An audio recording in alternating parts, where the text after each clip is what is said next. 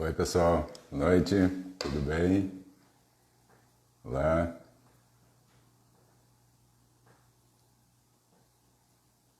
Oi, pessoal. Tudo bem? Oi, Rogério. Francisco. Estela. Legal, estão entrando aí. Vilarinho, João.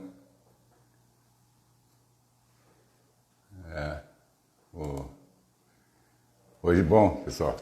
Hoje nós vamos ter uma live, então, falando sobre as eleições.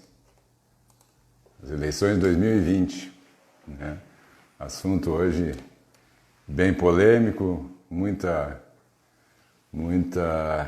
dúvida com relação ao que nos espera esse ano com essa pandemia. Que bom, estou vendo o pessoal entrando aí, bastante gente, muitos amigos aí. Estão entrando, a Márcia, consultora sua morada, Micael, Mari, minha filha, Maria. Oi, querido, tudo bem? Vamos lá, então, começar mais uma aqui, né? Bom, pessoal, sim, vão compartilhando a live para que mais pessoas, né, possam ter a oportunidade de esclarecer as suas dúvidas com relação à eleição de 2020. Oi, tá tudo bem? Bom que tá aí, hein? Átila, bastante gente, o Fraga, muito bom, pessoal, muito bom. E, bom, a situação da nossa eleição esse ano é bem complexa, né? Deixa eu só ligar aqui. Porque nós temos aí N hipóteses, né, do que pode ocorrer na nossa eleição. Se vai haver adiamento, se não vai haver adiamento, como é que vai funcionar. Nosso convidado hoje entrou agora, o Dr. André Luiz Vilarinho, nosso amigo aí que vai nos esclarecer a situação toda que nós temos aí das eleições aqui, né? O que vai acontecer, se vai ser prorrogada, se vamos passar para o próximo ano, se nesse ano ainda acontece, se vai ser em 1 ou 2 dias. Janaína, tudo bem? Bem-vinda. Alexandre. Olha aí, ó. Meu genro aí, João Francisco, está aí. Beleza, Francisco, Cláudio. Então, mais um pouquinho aí, o pessoal entrar. Bom, não sei se todos me conhecem. Quem não me conhece, eu sou Lauri Ernesto Corra, advogado. Atuo na área empresarial. Sou sócio do Corra Advogados Associados e da imobiliária Coque Atlântida. Essas lives têm a finalidade pura e simples só de esclarecer, né, o que está ocorrendo nessa pandemia, o que acontece com as empresas, o que ocorre com o sistema eleitoral, o sistema político, enfim, tudo que abrange a nossa vida aí, né? Então temos aí mais a Cecília. Bom, pessoal, já temos aqui quantos minutos de início da live aqui? 3 minutos. Esperar mais um pouquinho entrar aqui, eu já vou dar o acesso para o nosso desembargador aí, André Vilarinho aí, né? Mas tem a Andréia também, Vilarinho, eu me confundi aqui, deixa eu ver se ele já está aqui, um pouquinho.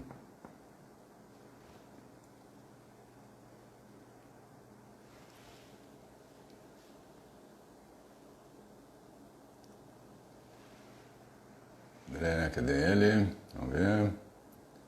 Já tem bastante gente aqui, né?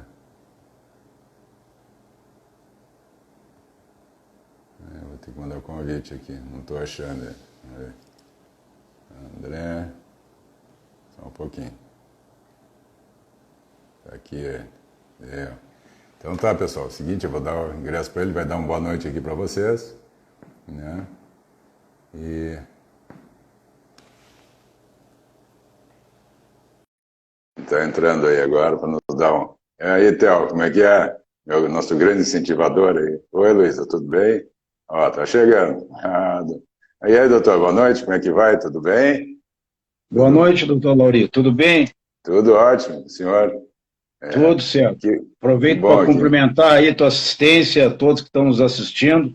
Já vi que, inclusive, que a minha filha, a Andréia, meu filho, minha nora estão também prestigiando É, aí. é, é, vou apresentar para vocês, então, o desembargador André Luiz Planella Vilarim. Ele é de gaúcho, de Porto Alegre, formou-se pela PUC em 77, ingressou no Ministério Público no ano seguinte, 78. Passou por algumas comarcas, como Tapera, Guaporé, Livramento, Lajeado e Canoas. E foi promovido para Porto Alegre posteriormente, por merecimento, como todas as outras, inclusive para Procurador de Justiça. Exerceu a função também de diretor da SUSEP em 2 oportunidades. Integrou o Conselho Superior de Polícia como representante do Ministério Público. Foi nomeado desembargador em 2000, atuou na 18ª, 8ª e 7ª Câmara Cíveis, 5ª Câmara Criminal do Tribunal de Justiça, sendo eleito 3º vice-presidente do Tribunal de Justiça do Rio Grande do Sul no biênio 2012 a 2014. Foi presidente da 13ª Câmara Cível e do 7º Grupo Cível. Integrou o órgão especial do Tribunal de Justiça em 2018 e 2019 e atualmente é o nosso presidente do Tribunal Regional Eleitoral, que vai comandar nossas eleições aqui de 2020, vai nos esclarecer aqui a situação dessa pandemia, como é que nós vamos resolver, se conseguimos resolver, né, a eleição desse ano. Uma boa noite aí, pessoal, e depois eu vou lhe fazer algumas perguntas, desembargador, para a gente começar aqui com a desenvolver a nossa live de hoje à noite. Perfeitamente. Mais uma vez, então, muito boa noite a ti, Lauri, doutor Lauri, a tua assistência, a todos que prestigiam isso, nossos colegas, que alguns já apareceram na lista da assistência, familiares, amigos. E vamos tentar. Na verdade, doutor Lauri, é a primeira vez que eu participo de uma live individual. Então, é natural que algumas dificuldades... Nós temos, no TRE atualmente, e o Tribunal de Justiça também vai começar agora na próxima sessão deste mês, as nossas sessões lá já são, assim, por live, no TRE, desde a gestão ainda da desembargadora Marilene Bonzanini, que era a presidente até 22 de maio, e, então temos já realizado sessões virtuais, tudo em razão da pandemia, aí do coronavírus, essa pandemia aí que afeta todos nós. Então hoje estamos aqui com mais essa experiência que a vida sempre nos proporciona, né? Vamos nos adaptando. Então, uma boa noite a todos. Vamos começar já com a acho que a principal delas, né? Será que vai haver adiamento das eleições esse ano? O que pensam que estão projetando? Sim, assim, ó, a expectativa que nós temos, eu digo nós do TRE, do Tribunal Superior Eleitoral, é que efetivamente vá haver adiamento das eleições. As eleições, como todos sabem, está previsto o primeiro turno para 4 de outubro. Mas, em razão da pandemia, todas essas dificuldades que a pandemia tem implicado na vida das pessoas, no setor privado, no setor público, alterando fundamentalmente o nosso meio de vida, o nosso meio de trabalho, certamente, é praticamente certo que haverá adiamento das eleições. Essa definição deverá ser tomada até o final do mês ou início de julho. E é uma definição que o Tribunal Superior Eleitoral, através do presidente, o ministro Barroso, que também é ministro do Supremo Tribunal Federal, está gestionando junto ao presidente das duas casas, Senado e Câmara, para que seja realizada uma PEC, né, seja alterada a Constituição Federal e adiada as eleições. Então, assim, a expectativa é que haja adiamento. Tudo indica que sim. É, um grande problema esse adiamento, né? Mas e aí, como é que vai ficar isso aí? Será que vai ficar em 2021? Vai para 2022, juntamente com as eleições de deputado e presidente nacional? Aí? Qual é o Certo. projeto que existe? Nós trabalhamos, doutor Lauri, com a possibilidade de adiamento apenas de 2 a 3 semanas, a partir de outubro.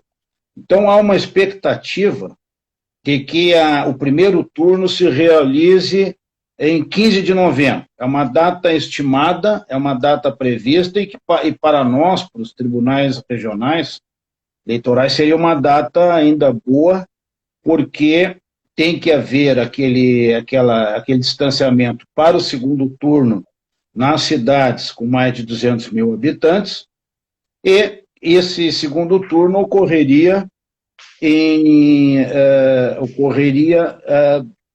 se for 15 de novembro, na primeira semana de dezembro, o que daria tempo para os tribunais regionais eleitorais colher a prestação de contas dos candidatos eleitos e fazer a devida diplomação, para que eles tomem posse 1º de janeiro de 2021. Então, a nossa expectativa é que esta prorrogação seja, como eu disse, sem prorrogação de mandato. Esse adiamento da data seja sem prorrogação de mandato. Né? Isso é muito importante. Isso é muito né? bom, Que né? não haja prorrogação de mandato. Quer dizer, trabalhamos com a hipótese dos mandatos serem mantidos, os mandatos atuais. 31 de dezembro encerra, 1º de janeiro assumem os eleitos. Bom, Você referiu que havia uma possibilidade das eleições serem unificadas com as eleições gerais de 2022. Sim. Bem, realmente houve eu diria, especulação, porque, ao que eu saiba, não tem nada de concreto, isso é uma especulação por parte de alguns parlamentares, enfim, chegaram a cogitar a possibilidade, mas nós não acreditamos, o TSE é contrário, todos os tribunais regionais eleitorais do país são contrários. Primeiro, porque, ainda que houvesse a reforma constitucional, e aí então não se declararia mais inconstitucionalidade dessa alteração, ela seria legal, seria uma reforma constitucional. Mas isso, sem dúvida, fere os princípios da democracia. Ou seja, o eleitor elegeu seu candidato por 4 anos e não seria razoável que houvesse uma prorrogação por 2 anos e misturasse a eleição municipal com a eleição geral. Bem, essa é uma confusão, né? Sim, ia ser muito confuso. Ia parar o país em 2021, simplesmente, porque todos em campanha, né? Imagina. As propostas são completamente diferentes, né, doutor Lauri? Assim, a eleição municipal, e ela não é menos importante que a eleição geral, mas as eleições municipais, ela tem um foco de discussão e para o eleitor, e inclusive para os candidatos, muito diferente das eleições gerais. As eleições gerais, como nós sabemos, são aquelas para presidente da República, governadores, deputado federal, senador, deputado estadual. O foco dessa discussão das eleições gerais que acontecerão em 2022 são questões nacionais, são questões gerais, como o nome está dizendo, que de competência da União e dos estados, dos governadores. As eleições municipais, elas têm um foco, uma discussão completamente diferente, porque ali se debate as questões do município, da localidade. Em regra, nos municípios pequenos, o eleitor conhece todos os candidatos a vereador, a prefeito, a vice-prefeito. Então, não haveria como misturar esses debates. Para o eleitor ia ser muito difícil. E imagina quando chegar na urna e ter lá uma lista de candidatos de presidente até vereador. Então, Meu Deus do céu. realmente não tem sentido. Doutor, antes de fazer a próxima pergunta, deixa eu registrar algumas pessoas e amigos que estão aí. Tem o João Vilarinho, o nosso amigo lá de Capão da Canoa, o Claudiomir Zanini, construtor de lá, tem a Sami, minha filha Lisiane também entrou aqui, está conosco, Rafael, a Márcia, Orlandi, Enzo, Zanini de novo, Elza, Carmen, quanta gente, Copes Neto, Lúcia, Heloísa Santana, quem mais aqui? Newton, está sempre presente, nosso amigo Newton, Lidiane, lá que trabalha conosco lá em Atlântida, Francisco, poxa vida, a Vera, enfim, o Eduardo Binzeli, nosso grande incentivador aí, que apoia nossas lives aí e divulga, né? Felipe, que trabalha aqui conosco, a Deise Link, minha sobrinha, Rosita, Sérgio Beck, meu grande amigo e colega de Anchieta, o Moura também, o Moura é um assíduo aí, amigo aí também do Roberto, Reinaldo. Pois na próxima eu cito mais alguns amigos aqui Mas agora, o seguinte, e aí? Com esse negócio da pandemia, distanciamento das pessoas, né, que certamente vai atrasar um pouco, vai ser mais lenta a votação, porque aquelas filas que existem normalmente, né, nas urnas, né, nas sessões lá, vão ser mais extensas, né, e mais demoradas. E como é que vamos fazer com o tempo? Vai ser um dia com mais sessões? Vão dividir as sessões ou vão fazer em 2 dias? Remanejar, né, os títulos para que cada um saiba, vai no primeiro dia, no segundo dia. Tem alguma previsão disso, doutor? Sim. Não há, como eu te disse, como eu referi há pouco, não há essas questões todas serão decididas a partir da definição da data das eleições. Mas já temos encaminhamento de algumas propostas e que estão se materializando. Por exemplo, extensão do horário. É praticamente certo que as eleições devam ocorrer em um dia somente, e aí depois eu vou responder a questão que colocou dos 2 dias, em um dia somente, se aumentando o período de horário, a carga de horário. A previsão é que se aumente para 12 horas. Hoje ela é de 9 horas, e a previsão é que se aumente para 12 horas. Bem, aumentando para 12 horas e contando com a possibilidade de que ocorra num dia apenas, haverá uma proposta, porque nós não temos como obrigar ou impedir o eleitor que for mais tarde votar, por exemplo, o idoso, mais de 60 anos, não podemos impedir, se ele for lá à tarde, não podemos impedir, mas os tribunais trabalharão com a tentativa, com a conscientização de que haja um horário preferencial para os idosos.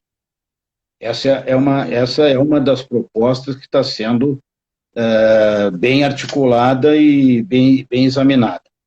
Há outras, por exemplo, a supressão, que é uma proposta, inclusive, do Tribunal Regional Eleitoral do Rio Grande do Sul, do Tribunal Superior Eleitoral, a supressão do caderno de eleição, de eleição, que é aquele caderno em que o eleitor assina e recebe um canhotinho. Hoje em dia não há mais necessidade disso. Com a informatização,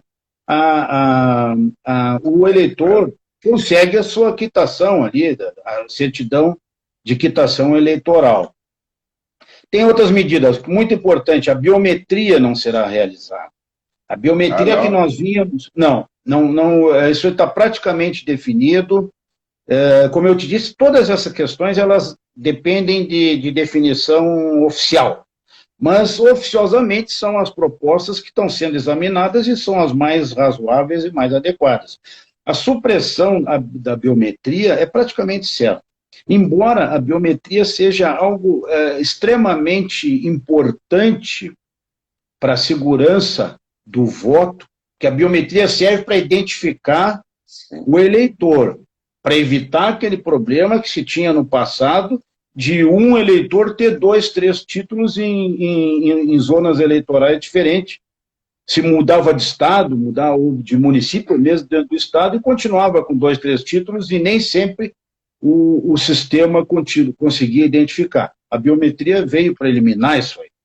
Porém, com a chegada da pandemia, tivemos que o Tribunal Superior Eleitoral suspendeu a exigibilidade da biometria, inclusive muitos eleitores que não iriam votar porque não fizeram a biometria no período correto. Cada município, cada região tinha um período certo para realizar a biometria. Esses eleitores não iam votar. Eles estavam com os títulos iam ser cancelados. E esses títulos, em razão da pandemia, o TSE recuperou. Vamos dizer assim, anistiou essa situação e vai postergar para 2021 em diante. Então, são medidas que vão ser tomadas, fora outras medidas de cautela e precaução, como a disponibilização de álcool gel para o candidato após ter votado. Essa era a minha próxima pergunta. Então já vamos... Mas qual seria? Vamos ver. Deixa eu primeiro registrar mais uns amigos aqui. Pois não. O Reinaldo Correia, Fábio, a Karina Moreira, que trabalha aqui conosco, o Daniel, Beto, a Letícia, deixa eu ver mais aqui, nós temos aqui, poxa, tá difícil para subir aqui. Tem o Ildefonso Pugen, Newton Pinto, o Nazareno, da Nasmar, quanta gente aí. Daniel, o Ildefonso está aqui, José Nazareno, Luciana, a Karen, Márcia, poxa vida. Nossa audiência aqui está boa, o Alexandre Held, grande, está sempre conosco aqui. Sheila, Roberto Fraga, grande amigo também. Roberto Fraga é desembargador eleitoral, é juiz de direito e desembargador eleitoral, nosso colega de pleno. Ah, sim, eu pensei, tá certo, eu pensei que fosse um outro amigo, não sou... Pode ser homônimo, mas nós temos um colega que é Roberto Fraga, que é juiz de direito e desembargador eleitoral. Miralva, Daniel Vilela, lá da Bahia, Maninho, lá da Bahia, foi para lá, arquiteto, querida amiga Karen, Kátia, depois... Seguinte, e aí então, qual é as precauções aí que o TRE está tomando com relação a essa pandemia, questão de saúde para a eleição? Vai ter lá disponibilizado tapetinho, álcool gel, alguma coisa assim, para que o pessoal se sinta mais seguro? Máscara? Vai ser exigido máscara, claro, evidentemente. Perfeitamente. Antes de responder a tua pergunta, doutor Lauri, eu quero fazer um comentário sobre a tua audiência, que está bem intenso, porque o tema é muito interessante. E é que estamos tratando... Você está de parabéns, estamos tratando de democracia, né? Algo que é fundamental a todos nós. Ao Estado democrático de direito, o pressuposto da democracia é a participação, né, que a sociedade tem em eleger seus representantes nas casas legislativas e no executivo, e isso é fundamental. E daí o porquê desse interesse, né, de todos em querer saber. E agravado agora com a situação da pandemia, em que realmente veio essa possibilidade de que as eleições fossem adiadas, que chegou a alguns, como eu referi há pouco, chegaram a comentar a possibilidade de que não saísse em 2020. Ora, A expectativa que nós temos, que todos nós temos, é que, que a curva do pico desse vírus comece a declinar a partir de agosto, setembro, né? A propósito, o ministro Barroso, esta semana, ainda se reuniu com uma equipe médica, né, da área da infectologia, né, autoridades sanitárias, etc., justamente para fazer essa previsão, e por isso que não chegou ainda num consenso, né, ou numa decisão oficial sobre a data, porque justamente a tentativa é chegar mais próximo possível de uma decisão, de uma solução em expectativa sobre a circulação do vírus, para tomar essas definições. Sobre essas medidas que nós estávamos referindo, que o Tribunal Superior Eleitoral e os tribunais regionais eleitorais vão adotar com certeza, né, cuidados na fila, distanciamento, uso de gel, não, provavelmente vai ser exigido o acesso, com certeza, né? Vamos ver como é que vai estar lá a situação, mas quando chegar novembro. Mas, muito provavelmente, vai ser exigida o uso de máscara, como hoje é para acessar em qualquer recinto público e nos privados, inclusive.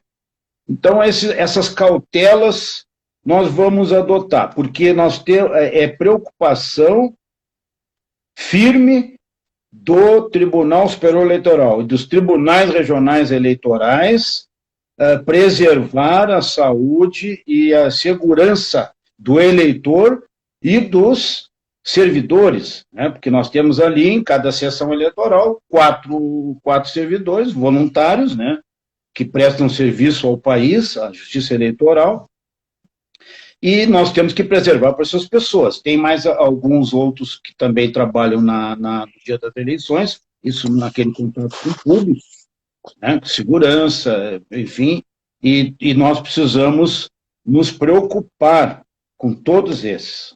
Por isso, essas cautelas. O desembargador Roberto Fraga confirmou aqui, sou eu, presidente Vila. Botou aqui. Tenho também aqui junto aqui o prefeito de Taquari, Maneco Emanuel. Sim, presidente da FAMURS. É isso, isso mesmo, está junto conosco. Presidente da FAMURS, ainda tive, há poucos dias, o prefeito Maneco foi eleito recentemente presidente da FAMURS, ainda parece que vai tomar posse em julho, e tivemos uma live de apresentação. Então, agora, se bem que ali foi um pouco diferente, foi mais uma reunião, né? Não foi bem uma live como essa nossa aqui, mas também aquela foi individual, mas foi uma apresentação com o prefeito Maneco. Tá bem. Mas o que com relação aos candidatos daí, como é que fica a situação dos partidos dos candidatos com essas alterações de data? Vai ter alguma prorrogação nas inscrições, da documentação? O que está sendo previsto para isso? Bem, nós tivemos datas importantes que encerraram em abril, né? A troca de filiação partidária, troca de partido, essas não vai haver, salvo uma decisão que o Congresso tome junto com o TSE, mas se tomar essa decisão vai ser uma inovação. Hoje, nós trabalhamos com a hipótese de observar o calendário eleitoral. Os prazos que se venceram são aqueles e estão vencidos. Então, vamos dizer, utilizando a data prevista de 4 de outubro. No entanto, os atos importantes do calendário eleitoral, como a convenção, início da propaganda eleitoral gratuita no rádio e na TV, da própria propaganda eleitoral, começa dias antes da TV, os prazos para desincompatibilização, que são diferentes para prefeito, para vereadores, estes provavelmente terão o mesmo acompanhamento da data que for fixada, que vier a ser fixada. Então, essa situação, ela é importante, é uma modificação que ocorrerá, né, mas que, por hora, dependemos da definição oficial da data do primeiro turno. Mas essas são alterações que virão com certeza, importante. Tem aqui a presença aqui do assessor de comunicação também lá do TRE, o Kleber Moreira, aqui que está. Sim, sim. O Kleber é o nosso, nosso assessor de comunicação. Para ver como é que nós estamos nos saindo aqui, né? E com relação eu tenho visto, né, hoje a maioria dos candidatos, né, são homens. Tem alguma previsão de incentivar a participação das mulheres nos pleitos com relação a se candidatarem, para que tenha uma visão feminina também no nosso parlamento, nas nossas prefeituras, né, nas câmaras de vereadores? Tocaste numa questão muito importante, essencial, que é a participação feminina nas casas legislativas e no executivo. Como também, de resto, no judiciário e em qualquer órgão do setor privado. Mas como nós estamos tratando de eleição, vamos enfocar isso. Esse é um dos propósitos, um dos programas que o TSE, junto com os tribunais regionais eleitorais, vai adotar para essa eleição. Ou seja, incentivar, aumentar a participação feminina. Veja, doutor Lauri, o seguinte, aqui no Rio Grande do Sul, o eleitorado feminino é maior que o eleitorado masculino. Não é muito, mas é um número maior. Temos mais eleitores do sexo feminino do que do sexo masculino. Muito bem. No entanto, nas eleições de 2018, a média é, tanto no âmbito federal deu 16% e no estadual, se não me engano, 15%, a participação feminina nos cargos foi apenas de 15%. Então, isso significa que a metade das candidatas, guardando a proporção, menos da metade concorre e se elege. Bom, isso é uma questão de cultura que nós temos que mudar. Por uma razão muito simples, porque nós não podemos prescindir da inteligência, da disposição da mulher, da sensibilidade feminina, e que nós, homens, reconhecemos que elas são mais dedicadas que nós, né? Em regra. Então, as mulheres são competentes, elas estão no judiciário, hoje predominam nos concursos públicos. Estão predominando, né? Estão tomando conta. No Ministério Público, na advocacia, e no setor privado também, temos grandes mulheres dirigindo grandes empresas, grandes aglomerados. Então, essa é uma das preocupações que o Tribunal Superior Eleitoral tem, que é a participação feminina. Paralelamente a isso, essa necessidade, algo que seria realmente positivo, né, para a sociedade, que as mulheres participassem mais ativamente das nossas casas legislativas e do executivo. Paralelamente a isso, nós temos duas preocupações que eu gostaria também de aproveitar o gancho de falar com teus ouvintes, que é o voto voluntário. O que é o voto voluntário? Aquele que não é obrigado entre 16 e 18 anos e acima de 70.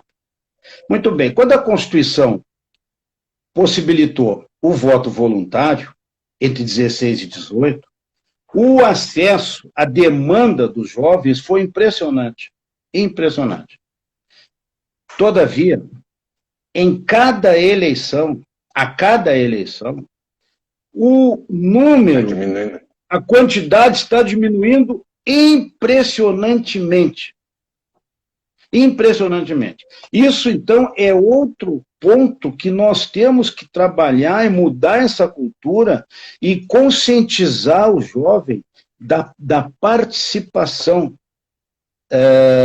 não só apenas do voto consciente, que é algo fundamental, esse é um programa fundamental, mas a participação do jovem, porque Participar através do voto é manifestar que o seu representante esteja na Casa Legislativa. Se o jovem se omite, se o jovem não vai votar, outro elegerá por ele. Então, essa conscientização nós temos que fazer que as pessoas, 16 a 18, compareçam às urnas e façam aquela avaliação necessária, criteriosa do seu candidato, que denominamos do voto consciente, e participe da democracia. Muito bem. O mesmo... Mas fazer um comentário só nesse meio aqui. Claro. Porque hoje nós vemos muitas manifestações, né, públicas na rua que tem contra tal candidato, tal partido, tal decisão, são jovens. Então, vamos dizer, com esses números, muitas vezes os jovens se rebelam, mas não votaram, né? Então eles têm que participar, né? Assim, então, bom, se querem mudar o país, melhorar as condições, então participa, vai lá e vota.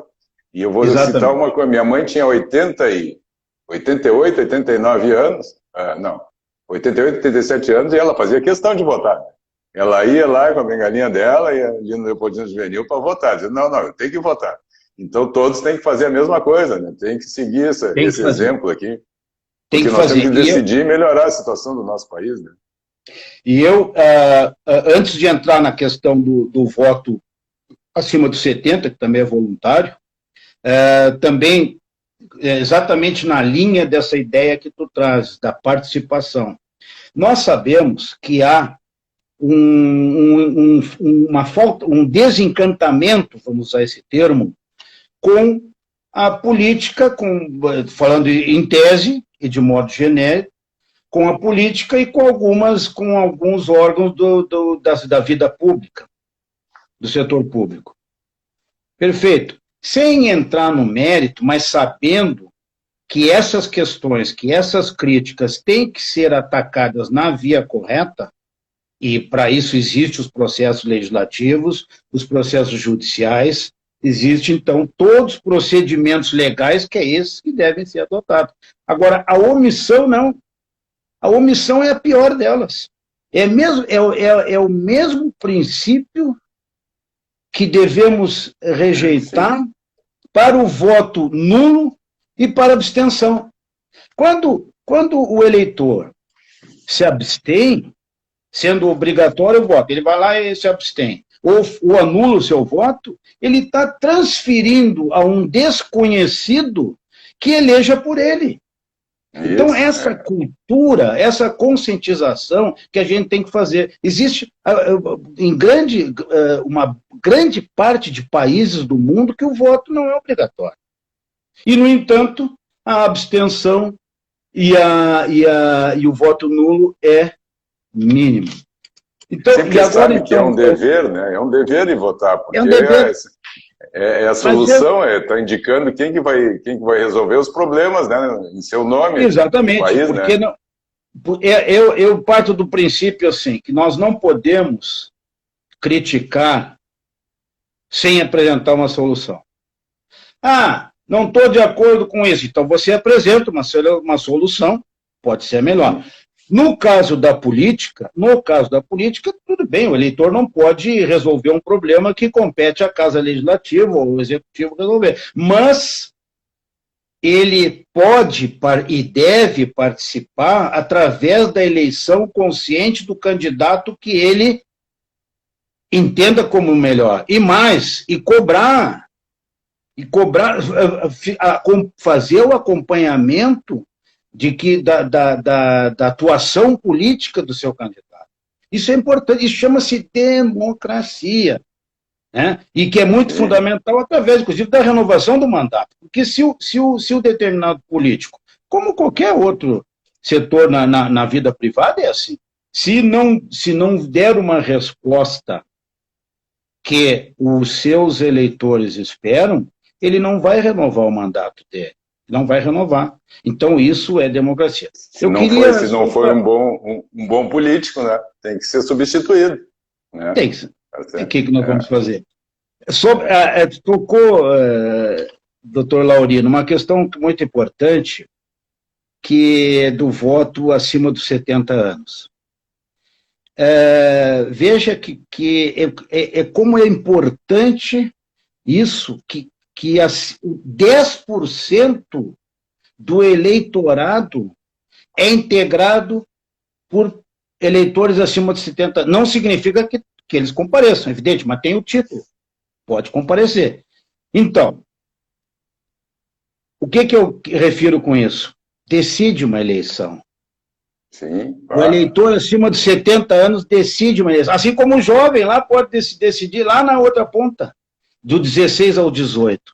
Então, assim, ó, é muito importante a participação do eleitor. É fundamental, eu insisto, nós insistimos e temos que estimular a cultura da participação e do voto consciente.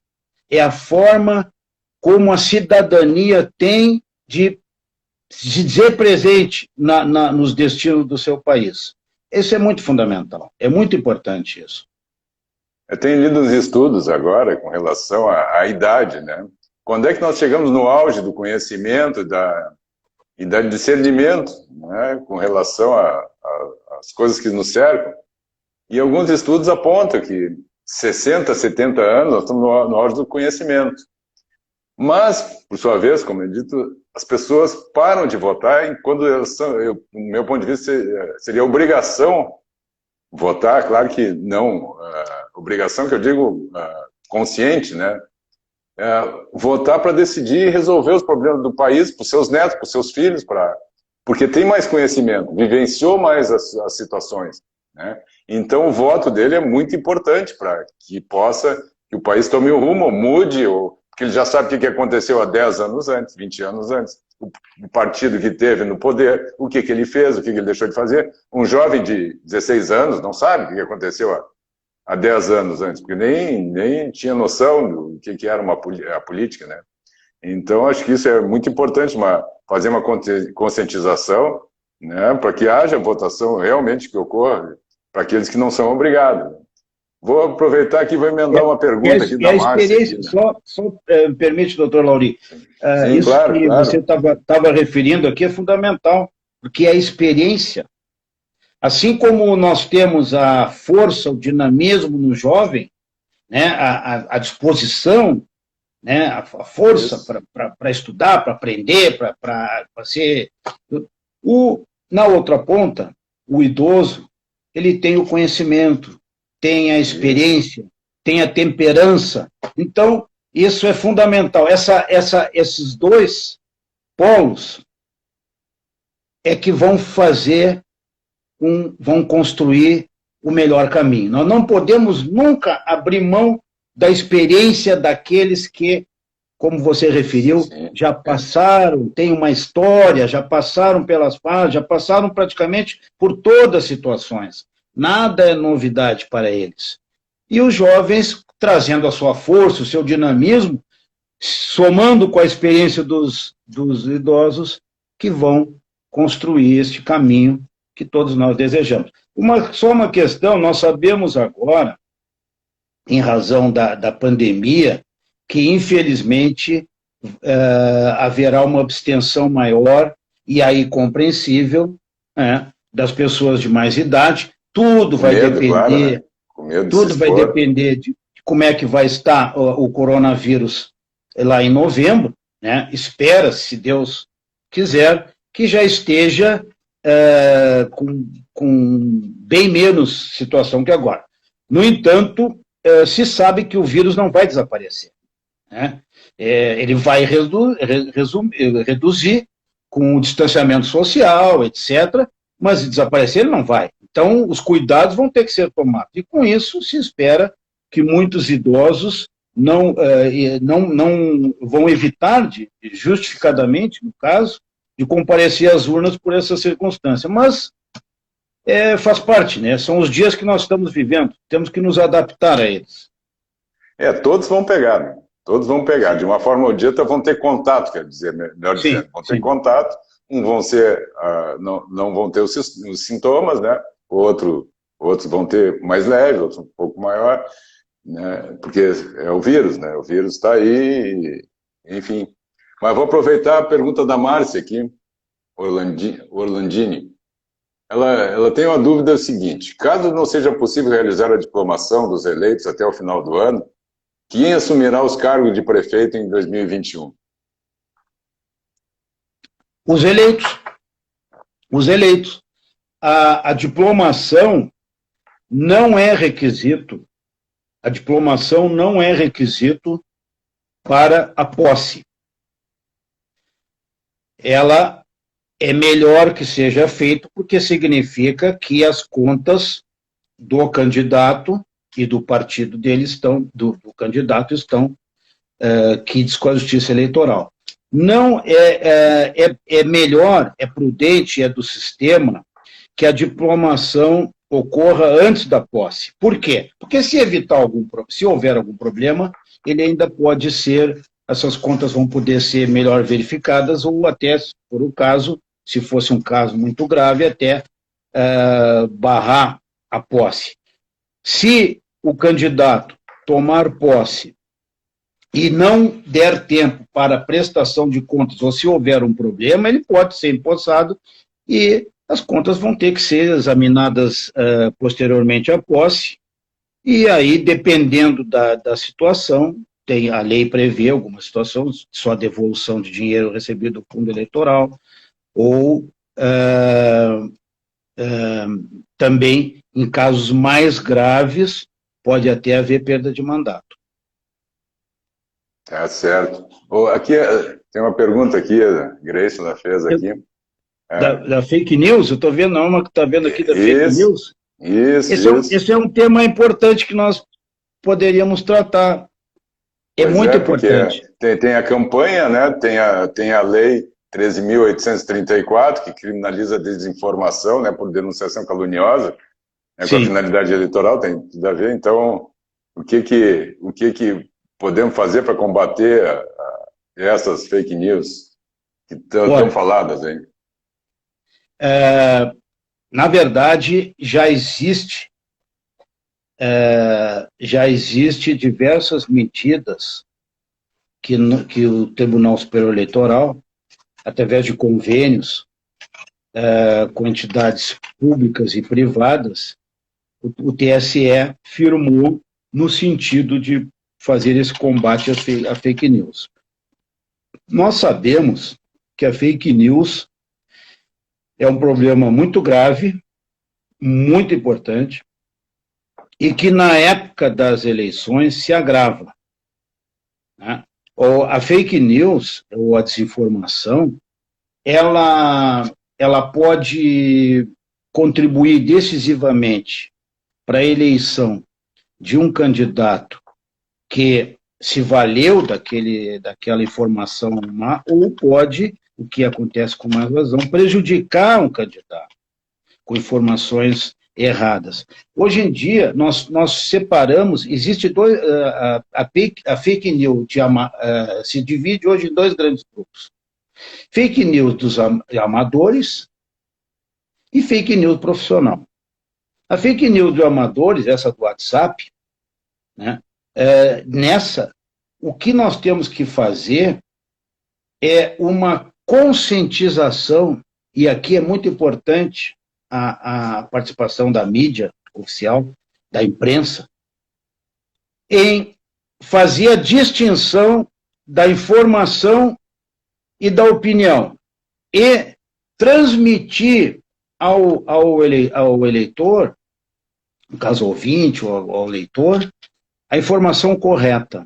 E o eleitor, nós temos que estimular no eleitor que ele sempre procure certificar a origem da informação, a origem, e não compartilhar informações duvidosas, maldosas, etc., porque pode estar propagando uma inverdade ou algo que não tem o menor cabimento. Essa é a fake news do amador, como diz. Existe, e hoje nós temos, que é um grande problema, a fake news profissional. impulsionada por robôs e outros mecanismos da informática, que são mais difíceis de serem identificados, mas que há modos, ou o Tribunal Superior Eleitoral, através dos órgãos competentes, está presentemente, seguidamente, buscando essa identificação. Afora, então, esses convênios que o tribunal fez com diversas entidades, algumas do setor privado, do setor público, houve essa lei que o senhor acabou de referir, 13.834, criminalizando a fake news, inclusive com pena de prisão. É possível, né, inclusive agora mesmo, tem essa polêmica toda aí do Supremo Tribunal Federal, do inquérito, né, já se discute essa questão a nível já do Supremo, e nós esperamos, e o tribunal vai trabalhar, e está trabalhando nesse sentido, de conscientizar o eleitor sobre a necessidade, a cultura de identificar a informação, antes de que possa compartilhar. Porque se sabe o seguinte, isso aí é absolutamente correto. Quando uma desinformação, uma informação falsa, maldosa, etc., ela se propaga em segundos, para milhares de pessoas. O efeito é muito rápido, muito rápido. É muito rápido. E se sabe que, vamos admitir que imediatamente viesse a contra-informação. Não, esse fato era uma mentira, era uma verdade, era uma falsidade. E esse que botou a informação corrigindo, se sabe que a propagação da notícia correta vai a passos de jabuti. É que nem a história do dano moral, né? Nunca se consegue recolher todas as plumas, né? Depois que botou as plumas, o travesseiro de plumas no ventilador, não recolhe todas. É verdade. É a mesma coisa. É a mesma coisa. Muito bem. Desembargador, tem uma pergunta aqui do nosso amigo Zanini aqui, né? Até bem interessante essa pergunta dele. Prefeito investigado por corrupção no Covid-19 é eleito, toma posse ou é reeleito? Ele toma posse, ele tem um processo de investigação por corrupção? Olha, se é uma investigação, sim, eu, a princípio, não vejo, não tenho lembrança agora que haja esse impedimento legal para a posse. Veja bem, porque se ocorrer a comprovação de um crime eleitoral, ele poderá, depois de eleito, perder o mandato. Então, sim. Salvo alguma situação específica, né? Só a investigação, não, porque investigação, como o nome está dizendo, é algo que depende de uma confirmação, vai ao Ministério Público Eleitoral, o Ministério Público Eleitoral vai oferecer a denúncia à Justiça Eleitoral, a Justiça Eleitoral vai decidir, e ainda com as suas instâncias. Então, eu não vejo, não me ocorre no momento que essa pudesse ser um óbice para a posse. Né? Tá, a suspeita, claro. o indício de um suspeita de Covid, seja o crime eleitoral que for, eu imagino aí que tivesse havendo um desvio de recursos, ou algo ou dinheiro recebido do fundo, parte do fundo da campanha, enfim. Tá bem. Desembargador, como eu lhe falei, né, eu não quero esgotar o tempo. Viu só como eu disse que passava rápido uma hora de live? Passou rápido, né? O meu propósito é assim, ó, nós temos, eu quero fazer um reconhecimento aqui rapidinho para a nossa retaguarda do Tribunal Regional Eleitoral. Os gaúchos têm pelo que se orgulhar do seu Tribunal Regional Eleitoral, dos seus servidores, pela alta qualificação, dedicação e honestidade desses servidores. Então, para nós, e também aproveito para estender a Escola Judiciária Eleitoral, que faz um trabalho excepcional na capacitação dos servidores e na complementação, na formação dos juízes eleitorais. Muito bem. Eu tinha hoje a intenção, até cheguei a conversar com o senhor, de trazer um especialista em legislação eleitoral, que é o doutor Rogério Vargas. E até pedi, eu não sabia que o Instagram pudesse ser apenas de 2, eu achei que ele pudesse. Então, eu até propus, vamos levar o doutor Rogério Vargas, porque é um conhecedor. Olha, o conhecimento dele é reconhecido além das fronteiras do Rio Grande do Sul. E eu gostaria de trazer para justamente oportunizar o teu público alguém que seja muito especialista. Como nós temos lá na área da informática, na área das finanças, enfim, como eu disse há pouco, o Tribunal Eleitoral é feito de especialistas.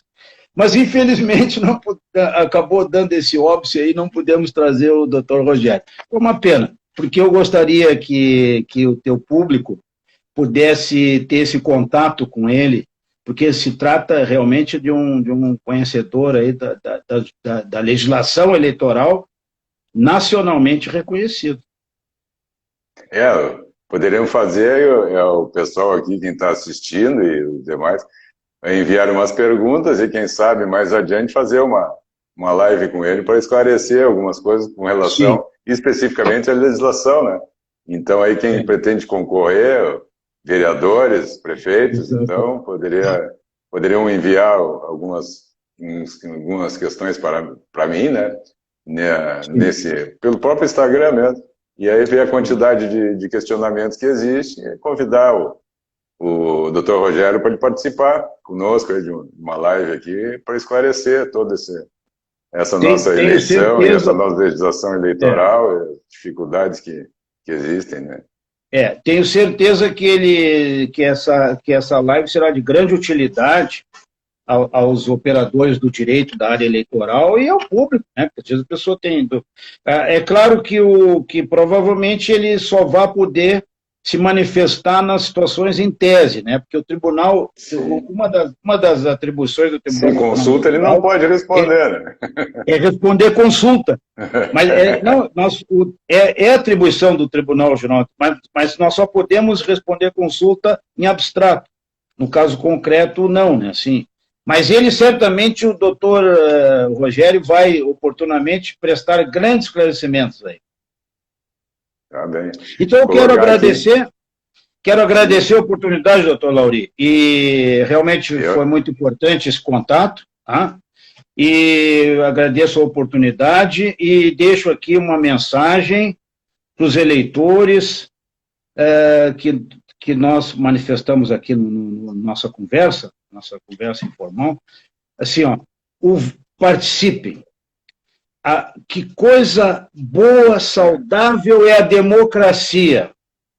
A democracia, ou seja, nós termos os instrumentos legais para o exercício do Estado Democrático de Direito. E isso, e uma das formas, talvez a mais principal, é através do voto. Então, participem e façam o voto consciente. Esse é o meu recado, a sugestão, a proposta e até o pedido que eu faria para o teu público aí. Muito obrigado pela atenção. Eu que agradeço a sua participação, a sua disponibilidade de nos informar e trazer a todos, né, as informações tão essenciais que com relação à nossa votação, né? Está tão próxima. E as dúvidas estão aí todos os dias nos jornais e revistas e televisão, e esclarecimentos mais a fundo não são divulgados, né? Então, eu lhe agradeço, doutor. Estamos saindo, nós estamos aqui no limite certinho, 26 segundos, 25, 24. Um grande abraço, um bom final de domingo aqui, e uma boa semana aqui, e muita sorte, e que seja iluminado com relação às decisões aí dos nossos candidatos. Um forte abraço para o senhor e tudo de bom. Muito obrado. Uma boa noite a todos. Boa Valeu. semana a todos. Obrigado.